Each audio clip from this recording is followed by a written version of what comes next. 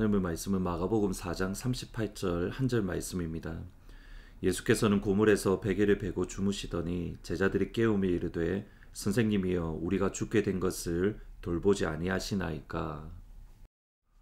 1986년 가버나움에서 5마일 정도 남쪽으로 떨어진 곳에서 한 배가 발견되었는데 대략 배의 연대를 측정해 보니까 BC 120년에서 AD 40년경에 배라는 것이 확인되었습니다. 아마도 예수님께서 타셨던 배가 이와 비슷하지 않을까라고 생각을 합니다. 대략 한 15명 정도 탈 수 있는 배로 길이가 대략 한 26피트, 그러니까 8m 정도이고 가로가 7피트, 2m, 높이가 4피트, 1m 정도 되는 배입니다.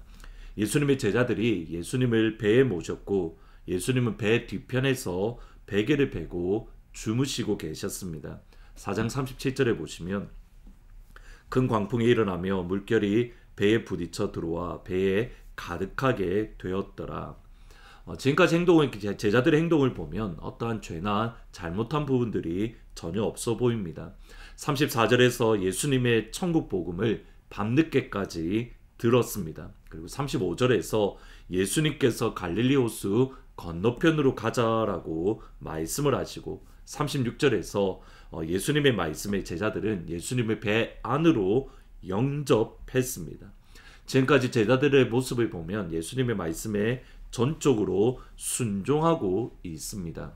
예수님의 말씀에 순종하고 예수님이 배 뒤편에 함께하고 계십니다. 그리고 광풍이 일어났고 물결로 인해서 배에 부딪혀 배가 침몰될 위기입니다. 예수님의 말씀에 전적으로 순종하고 예수님이 함께 계시는데 큰 광풍으로 배가 침몰될 수 있는, 죽을 수 있는 큰 위기를 겪고 있는 겁니다.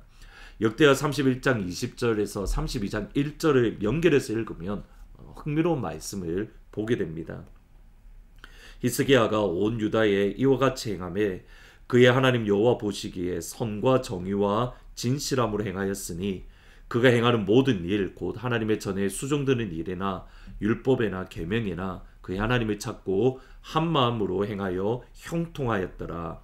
이 모든 충성된 일을 한 후에 아수르 왕 사네립이 유다에 들어와서 견고한 성읍을 향하여 진을 치고 쳐서 점령하고자 하니라.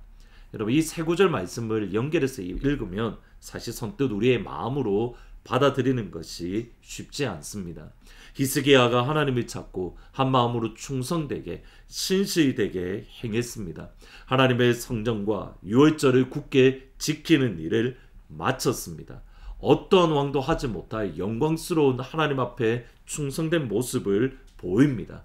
그리고 32장 1절에 히스기야는 이것을 경험합니다. 아수르 왕 사네립이 유다에 와서 진을 치고 유다를 점령하고자 했다. 하나님을 향하여 정직한 마음으로 신실하게 살았는데 아수르의 공격, 무엇보다 바꿀 수 없는 큰 위기를 겪게 된 겁니다. 욥기 23장 10절에 보시면 그러나 내가 가는 길을 그가 아시나니 그가 나를 단련하신 후에는 내가 순금 정금같이 나오리라. 이 말씀이 참 은혜가 되고 위로가 됩니다. 그렇지, 하나님은 내가 가는 길을 알고 계시니 하나님이 나를 단련하는 시간이 지나면 순금같이 나올 거야. 정금같이 될 거야. 아버지 그 시간을 바라보며 믿음으로 기다립니다. 근데 어느 순간에 이 말씀이 오히려 마음이 힘들고 불편한 마음을 가지게 된 적이 있습니다. 하나님, 왜 하필 고난입니까? 굳이 고난이나 어려움이 아니더라도 하나님은 나를 정결하게 만들 능력이 있습니다. 나를 사랑하시는 아버지인데 굳이 고난을 위해서 왜 나를 순금같이 만드실까? 하나님을 향한 이런 불편한 마음들이 어느 날 있는데 그때의 마음속에 들어왔던 또 다른 하나님의 마음이 있습니다. 하나님은 항상 옳으십니다. 아버지는 항상 선하십니다. 여전히 이해가 되지 않고 받아들이기 어렵지만 그럼에도 고난을 통해서 정금같이 만드시는 아버지의 선하심, 아버지는 항상 옳으시다. 아버지의 선하심을 믿는 믿음이 들어오니 불평과 원망이 아니라 찬양과 감사의 자리로 나아갑니다. 욥기 32장 15절에 보시면 그가 나를 죽이시리니 내가 희망이 없노라. 그러나 그의 앞에서 내 행위를 아뢰리라. NIV 영어 성경에서는 이렇게 번역합니다. Though he slays me, 그가 나를 죽일지라도 yet will I hope in him. 나는 그 안에서 소망을 가집니다. 히브리어로 보면 둘 다 번역이 가능합니다. 영어 번역으로 이해를 하면 비록 하나님이 나를 죽이신다 하더라도 이제는 하나님을 향한 믿음, 하나님 안에 소망을 품겠다라는 결단. 무엇 때문입니까? 변함없는 하나님, 신실하신 아버지, 하나님의 헤세드, 하나님의 사랑.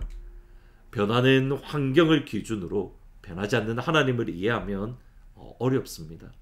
영원히 변하지 않는 선하신 아버지를 기준으로 변하는 상황을 이해하고 해석해야 되는 겁니다. 이것 때문에 예수님은 제자들을 향하여 믿음이 없다라고 책망을 하신 겁니다. 마가복음 4장 38절에 보시면 예수께서는 고물에서 베개를 베고 주무시더니 제자들이 깨우며 이르시되 선생님이여 우리의 죽게 된 것을 돌보지 않습니까?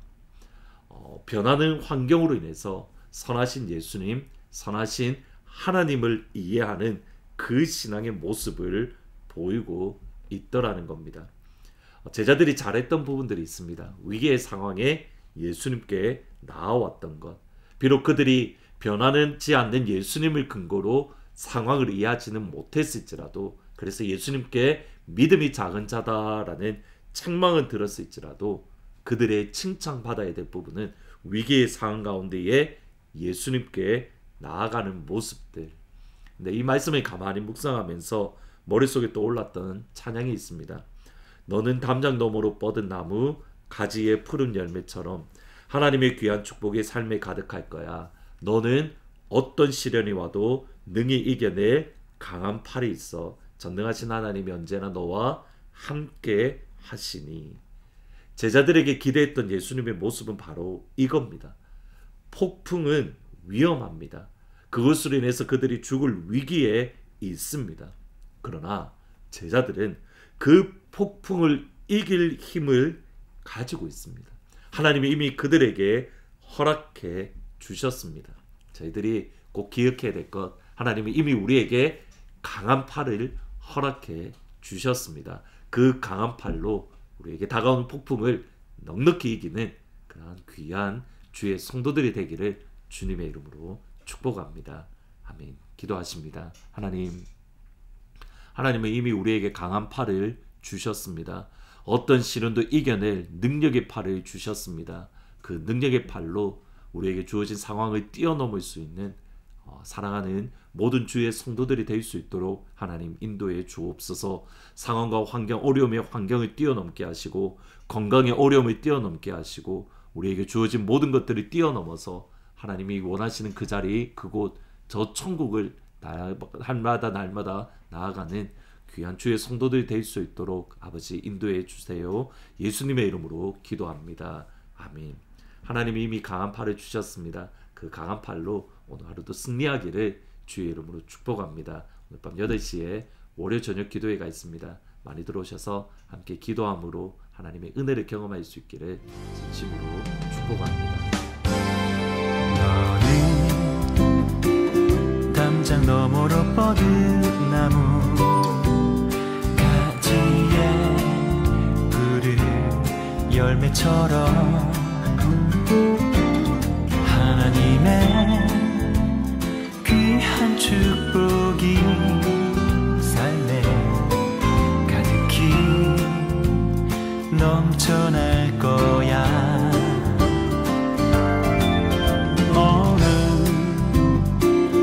어떤 시련이 와도 능히 이겨낼 강한 팔이 있어.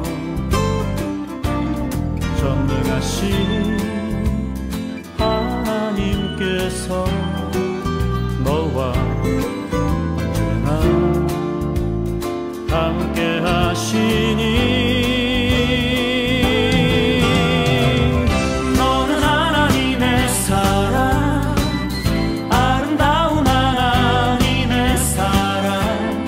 나는 널 위해 기도하며 내 길을 축복할 거야.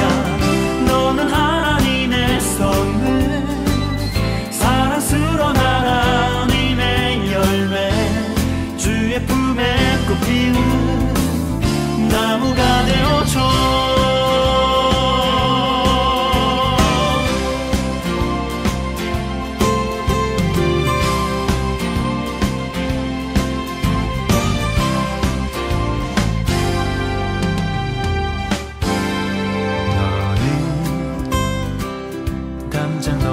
뻗은 나무 가지에 푸른 열매처럼 하나님의 귀한 축복이 삶에 가득히 넘쳐날 거야. 너는 어떤 시련이 와도 능히 이겨낸 강한 발이 있어. 전능하신 하나님께서 너와 언제나 함께 하시니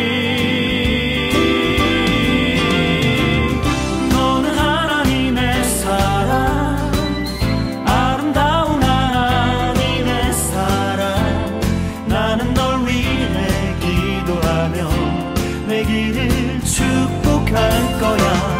너는 하나님의 선물, 사랑스러운 하나님의 열매, 주의 품에 꽃 피는 나무가 되어줘.